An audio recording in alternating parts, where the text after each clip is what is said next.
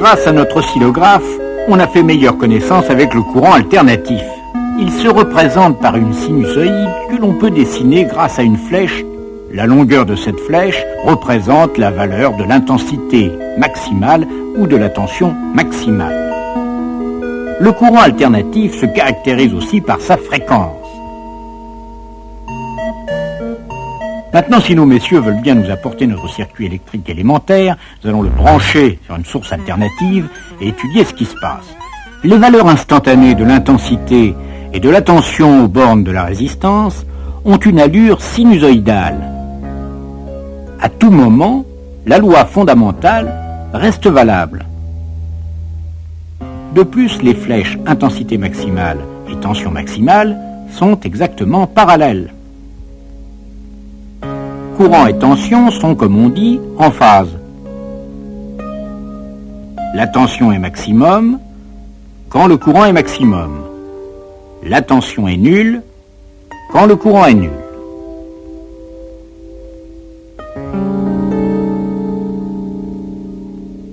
Maintenant, si par un artifice quelconque j'augmente la fréquence de la source, les valeurs maximales de l'intensité et de la tension ne changent pas. De plus, courant et tension restent en phase. La valeur de la résistance n'est donc pas sensible à la fréquence de notre courant, tout au moins dans les basses fréquences. Mais on a vu que bobines et condensateurs étaient des bestioles qui réagissent aux variations. Vous vous souvenez ?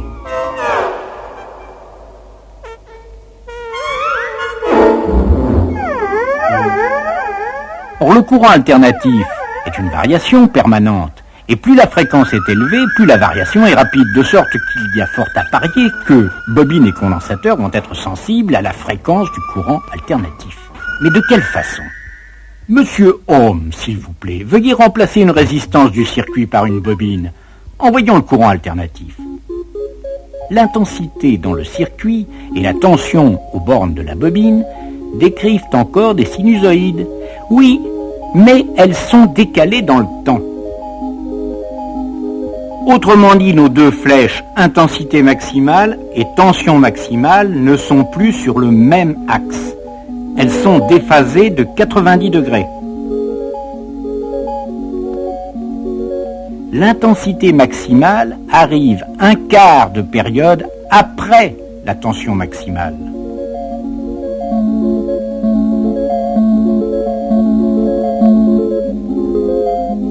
Et ce n'est pas tout. Si j'augmente la fréquence, voilà que l'intensité maximale dans le circuit se met à diminuer. Si je diminue la fréquence, l'intensité maximale augmente. Quant à l'autre compère, le condensateur, vous doutez bien qu'il va faire exactement le contraire. Si la fréquence augmente, l'intensité maximale dans le circuit se met à augmenter, et inversement. De plus, l'intensité maximale n'arrive plus un quart de période après, mais un quart de période avant la tension maximale.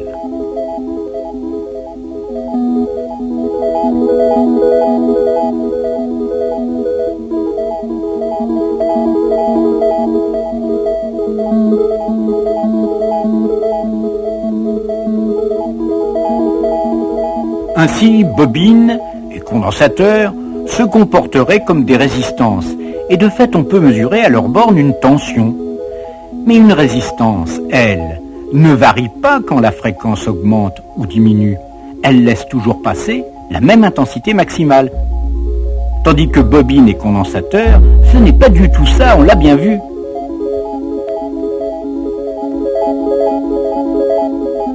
Force est donc de constater, mesdames et messieurs, qu'il s'agit d'autre chose que d'une résistance pure, puisqu'elle réagit à la fréquence.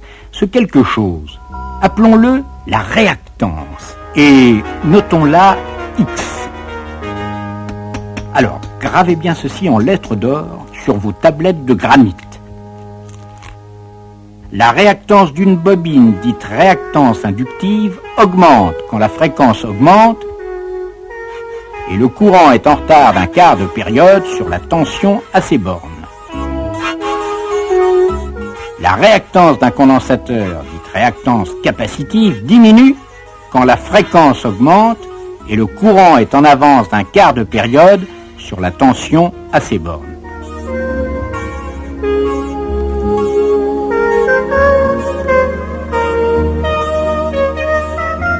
quant aux formules précises des réactances, pour plus de détails, vous êtes prié, comme d'habitude, de vous reporter à votre professeur habituel.